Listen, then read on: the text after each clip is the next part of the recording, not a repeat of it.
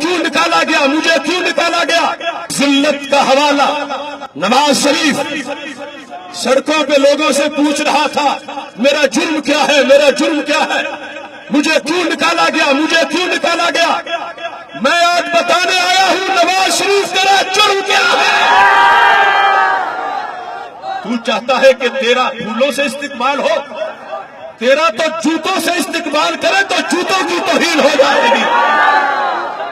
نواز شریف تو غدار ہے، ناموس رسالت کا غدار ہے، غدار ہے۔ نواز شریف کو، نواز شریف اللہ کا باغی، اللہ کے رسول کا باغی، قرآن کا باغی، اسلام کا غدار، ناموس رسالت کا غدار، توحید کا غدار، پاکستان کا غدار اور جوتوں کا حقدار۔ نعرہ تکبیر، نعرہ رسالت، لبیک لبیک لبیک یا رسول اللہ، لبیک لبیک لبیک یا رسول اللہ۔ کیا ہے جرم نواز شریف کا؟ ہولی کے جلسے میں اس نے بکواس کیا تھا کہ رحمان اور بھگوان ایک ہے۔ ہولی کے جلسے میں کراچی میں اس نے کہا تھا کہ پاکستان مذہب کی بنیاد پہ نہیں بنا۔ میرا کلپ اس موقع پر آپ گواہ ہیں کہ ہم کسی کے چہرے کے تیور دیکھ کے نہیں بولتے، ہم مدینہ منورہ کی قوت سے بولتے ہیں۔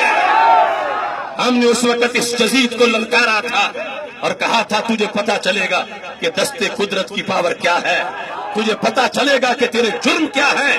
پوری تاریخ اسلام میں وہ سیائی، وہ لعنت کسی حکمران کے ذمے میں نہیں آئی جو نواز شریف کے ذمے آئی۔